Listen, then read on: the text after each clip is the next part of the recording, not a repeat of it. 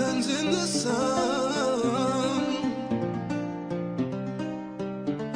Islands in the We have a lot of the what we call the parlor shops, the roti shops, the takeouts you can run in and go out.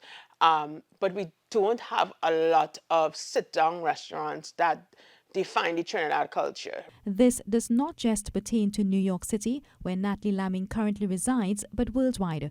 2 years ago, following the COVID-19 pandemic, she decided to change all that in her little sphere, one restaurant at a time. I am very into my culture, so I always felt like I want to be a true Trini to the bone in a sense. So I felt like I wanted a place where people could, like in the Savannah, get at Pelori or get pilau, or get a stew chicken Sunday lunch special, but have it served in a trendy way that make it interesting. And also, for people who are, outside of our culture, who I'm introducing it to, it's like a conversation piece because it's fun explaining, what callaloo is, or what oil long is. Natalie revealed the significance behind her restaurant's name. I think the Savannah, for me, had great memories. I went to Bishop Anstey. I used to walk through the Savannah to meet my mom on Birmingham Avenue. My grandmother lived in Belmont. Going around the Savannah for Pelori, going for the coconut water, the snow cone and stuff like that. So I always felt like the Savannah was a great place and a good representation of Trinidad and Tobago as a landmark. Having recently married a Grenadian, Natalie decided to spice things up a bit and renamed the Savannah Savannah Spiced. Dishes initially intended to be offered weekly by popular demand became staples on their mouth-watering menu, like curry crab and dumpling, oil down, and that is actually one of our top sellers, the Sunday lunch special. People just, it's the simplicity of it. People just miss a good old stew chicken with pie and callaloo. But I don't know, I think there's something about Sunday lunch that just makes you feel like you feel full, like you feel like content. There are even Morbi mojitos and sorrel pina coladas.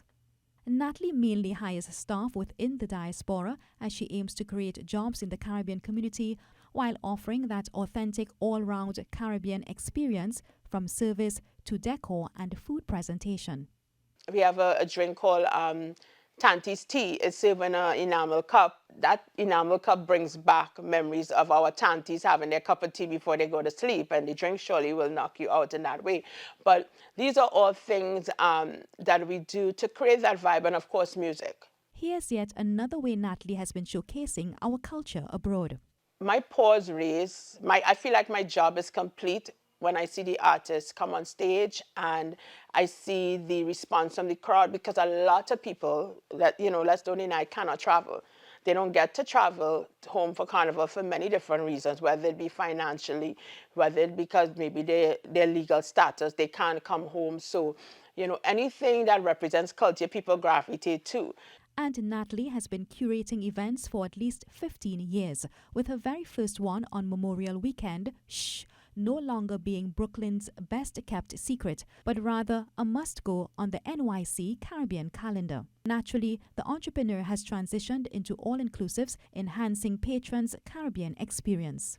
We know how to have a good time, right? So I find like now other cultures are definitely stepping in and enjoying our culture. And I think because of that, now they want to experience a carnival and see what this carnival is about. So what is the first thing this self-professed foodie restaurateur craves when she visits home? Everybody thinks I'm crazy, but I think Mr. Prince by QRC has the best snow cone ever.